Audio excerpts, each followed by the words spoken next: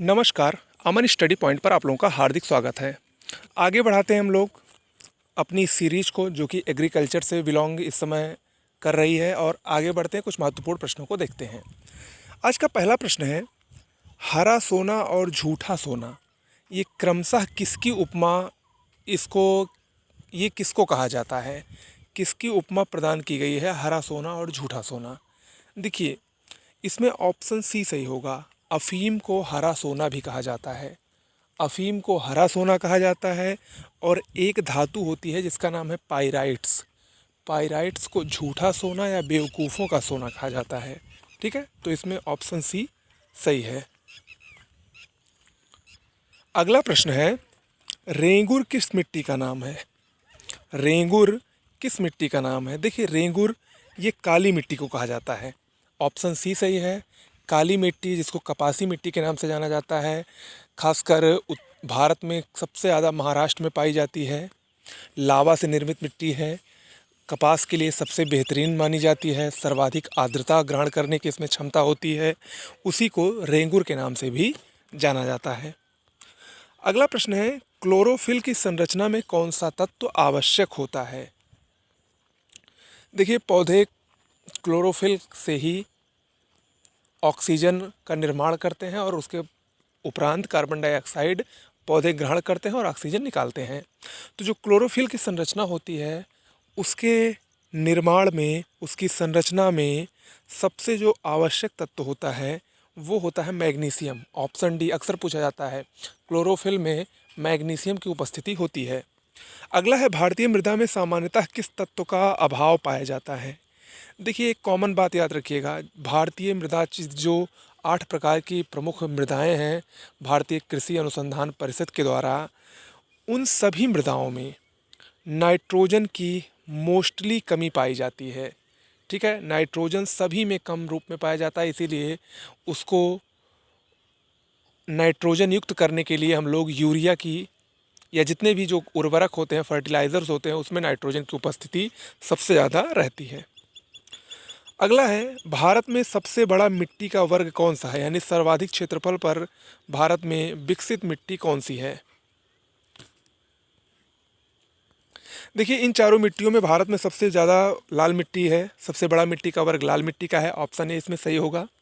अगला है, वायुमंडल के नत्रजन यानी नाइट्रोजन का स्थिरीकरण न करने वाली दलहनी फसल कौन सी है? इसका जो सही जवाब होगा वो होगा ऑप्शन सी, राजमा।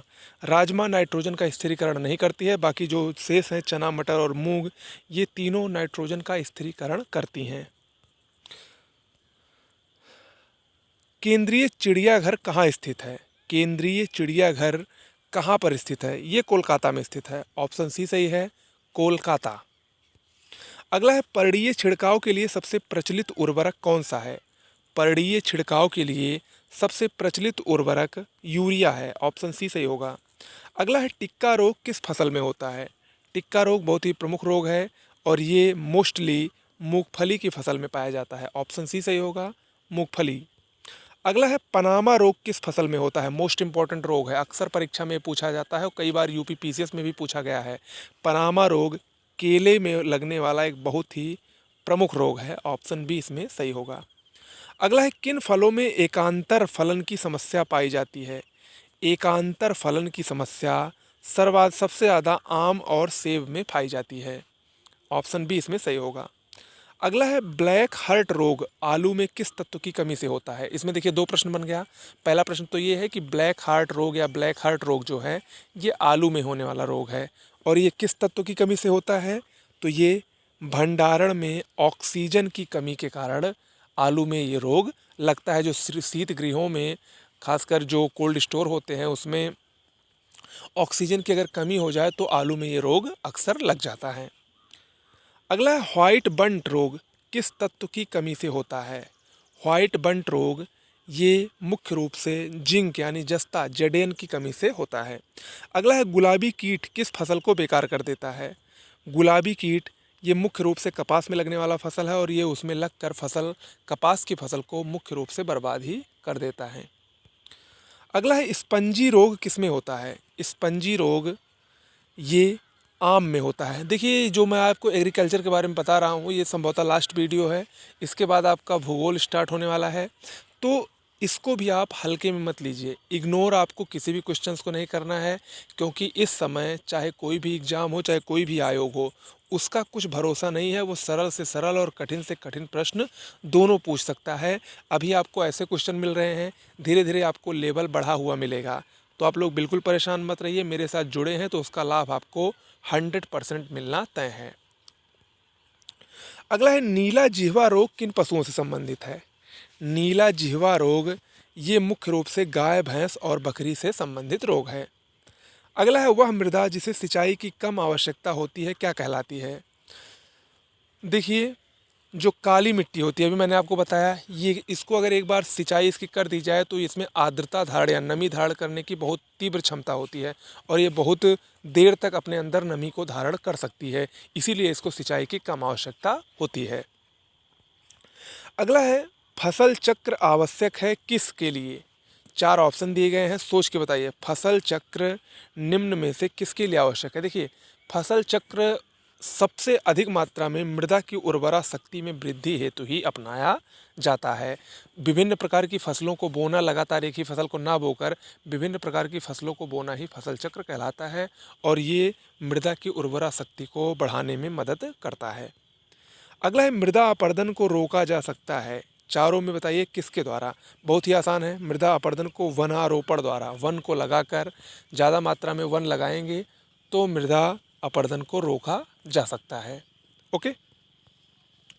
अगला है भारत में किस राज्य में सर्वाधिक सिंचाई नलकूपों से होती है। भारत में किस राज्य में सर्वाधिक सिंचाई नलकूपों से होती है। इसका बहुत ही आसान सा जवाब है ऑप्शन डी, उत्तर प्रदेश सर्वाधिक नलकूप से सिंचाई करता है। अगला है नॉर्मन अर्नेस्ट बोरलॉग जो हरित क्रांति के जनक माने जाते हैं किस देश से हैं। नॉर्मन अर्नेस्ट बोरलॉग ये यूएसए के हैं और इनको हरित क्रांति का जनक माना जाता है। भारत में हरित क्रांति के जनक एम एस स्वामीनाथन को माना जाता है। अगला है झूमिंग या स्थानांतरित पद्धति किससे संबंधित है। ट्रांसफर्ड एग्रीकल्चर, झूमिंग कृषि या स्थानांतरित कृषि इसको कहते हैं। ये मुख्य रूप से जंगलों को काटकर खेती करने से संबंधित है। खासकर ये मेघालय, उत्तर पूर्वी भारत में बहुत ज़्यादा फेमस है। वहाँ पर क्या होता है, जो वहाँ के आदिवासी समुदाय के लोग होते हैं वो जंगलों को काट कर खेती करते हैं और एक वर्ष में एक ही बार खेती करते हैं और दोबारा उस पर खेती नहीं करते हैं। फिर वो ऐसे ऐसे करते करते जंगलों को काटते जाते हैं और खेती करते जाते हैं। इसी को कहते हैं ट्रांसफर्ड कृषि, यानी एक बार जिस भूमि का प्रयोग कर लिए उसका दूसरी बार प्रयोग न कर कर उसका स्थानांतरण, उसको ट्रांसफ़र करके दूसरी भूमि का प्रयोग करना, यही है क्या झूमिंग कृषि या स्थानांतरित कृषि। अगला है विश्व में दुग्ध उत्पादन के क्षेत्र में भारत का कौन सा स्थान है। विश्व में दुग्ध उत्पादन के क्षेत्र में भारत का प्रथम स्थान है। अगला है भारत की श्वेत क्रांति का जनक किसे कहा जाता है। श्वेत क्रांति जो कि दुग्ध उत्पादन से संबंधित है, इसके जनक डॉक्टर वर्गीस कुरियन को माना जाता है। ऑप्शन ए इसमें सही होगा। अगला है central food technological research institute कहाँ स्थित है। सेंट्रल फूड टेक्नोलॉजिकल इंस्टीट्यूट ये मैसूर में स्थित है। ऑप्शन सी सही होगा, मैसूर। अगला है गुजरात निम्नलिखित में से किस एक फसल के मुख्य उत्पादनकर्ताओं में से एक है। गुजरात में इन चारों में से सबसे अधिक मात्रा में बाजरा की खेती होती है। ऑप्शन सी सही है। आज का अंतिम प्रश्न है मध्य भारत में 1 बीघा कितने हेक्टेयर के बराबर होता है। मध्य भारत में जो 1 बीघे का पैमाना होता है वो 0.2529 हेक्टेयर के बराबर होता है। ऑप्शन ए इसमें सही होगा। ठीक है, तो दोस्तों आज के लिए इतना ही। कैसा लगा आपको वीडियो ज़रूर बताइएगा। इसके अलावा जीएस, हिंदी और करंट अफेयर्स की बेहतरीन PDF notes UP PCS pre, BEO और आरओ के लिए आपको चाहिए तो डिस्क्रिप्शन बॉक्स में एक मोबाइल नंबर दिया गया है, उस पर व्हाट्सएप या टेलीग्राम के जरिए सैम्पल नोट्स लिखकर भेज दें। सैम्पल नोट्स दिखाया जाएगा, पसंद आएगा तो उसको ले लें। उसको लेंगे आपका पहली बार में ही प्री परीक्षा क्वालिफाई करने के चांसेस सबसे ज़्यादा रहेंगे। ठीक है, धन्यवाद।